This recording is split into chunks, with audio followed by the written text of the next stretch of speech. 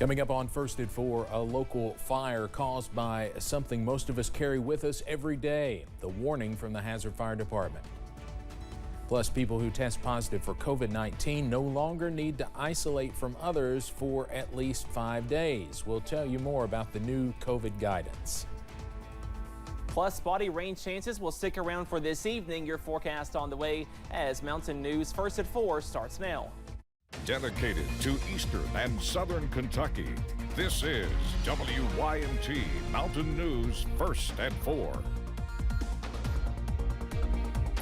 Good afternoon, I'm Steve Hensley. First at 4, the Hazard Fire Department recently received a phone call regarding a small fire inside a home.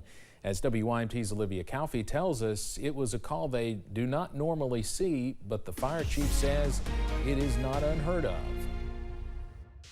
The cause of the fire was a cell phone. And yes, you heard that right. A cell phone just like the one that I have in my hand and you all use every single day. But Hazard Fire Chief Robert Keith says there are several things that could cause a phone fire, but the most common is thermal runaway. It causes that battery to, something happens to that battery that causes it to overheat, and eventually the battery will bust and cause the phone to separate, catch on fire. Keith says it is always good to use precaution when storing or charging your phone to prevent situations like this. Reporting in Hazard, Olivia Calfee, WYMT Mountain News. Keith says the person was in the room when the fire sparked and was able to put the flames out with a fire extinguisher. No one was injured. A dramatic rescue today in northern Kentucky after a semi-truck driver is left dangling in the cab on a bridge over the Ohio River. The rescue took place this afternoon in Louisville. Just amazing footage. We're told the semi-truck was headed northbound when it crossed the southbound lanes and into the guardrail, leaving it dangling off the bridge. Louisville firefighters used a ladder truck to lower a first responder to the driver's side of the rig to reach the driver. Then a rescuer hanging from a harness and a cable was able to secure the semi-driver. Both were returned safely to the bridge.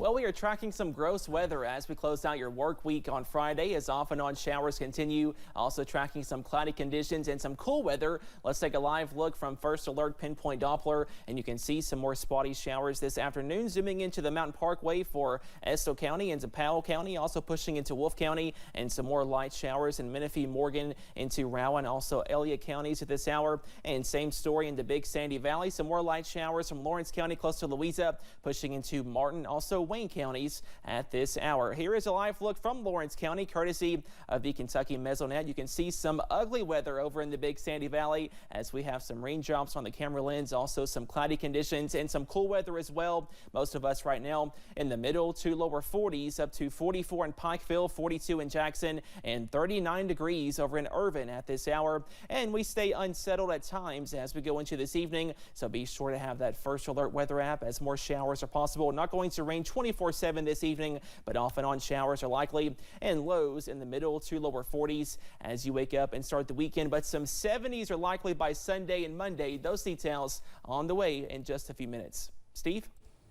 Cameron, thank you. Americans who test positive for COVID-19 no longer need to stay in isolation for 5 days. The CDC changed its long-standing guidance today, saying people who have COVID-19 should stay home until they've been fever-free without medication for at least 24 hours and their symptoms are improving.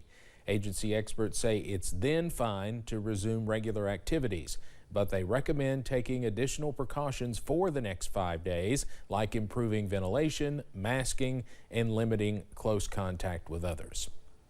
A funeral was held today in Moscow for Russian opposition leader Alexei Navalny. Navalny died in prison 2 weeks ago. He was Russian President Vladimir Putin's most outspoken critic. Today, thousands turned out to pay their respects, even though mourning Navalny in public is an act of defiance in Vladimir Putin's Russia. The funeral took place under heavy police watch. Navalny's mother was there, however, his wife was not able to attend.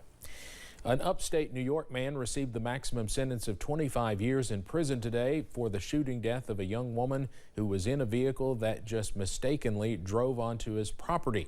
66-year-old Kevin Monahan did not speak at his sentencing for the murder of 20-year-old Kaylin Gillis. She was in an SUV with some friends in the town of Hebron last April, searching for someone's party when they made a wrong turn and pulled into Monahan's rural driveway. The judge explained why he handed down the maximum sentence. I think you really could possibly do the same thing again. It's obvious to me that you feel justified. You don't take any responsibility for the outcome of your actions. The judge also added up to 4 more years for tampering with the murder weapon. A partial government shutdown will not happen this weekend. President Biden signed a short-term spending measure this afternoon. It keeps one set of federal agencies operating through March 8th and another set through March 22nd. The measure gives lawmakers some more time to draft and pass spending measures to keep the federal government operating for the current fiscal year. Washington has been running on a series of short-term measures because Congress has failed to enact full-year spending bills on time. President Biden and former President Donald Trump made dueling appearances at the Texas border with Mexico yesterday.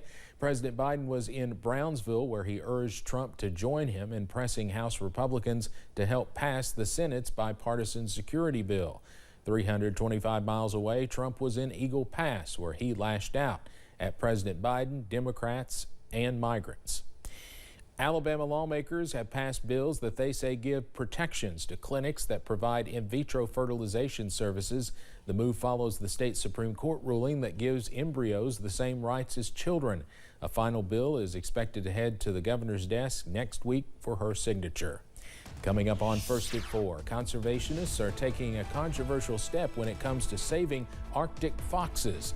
What they're doing and why they say it's essential for the creature's survival. Plus, better weather is on the way for most of this weekend. Those details coming up.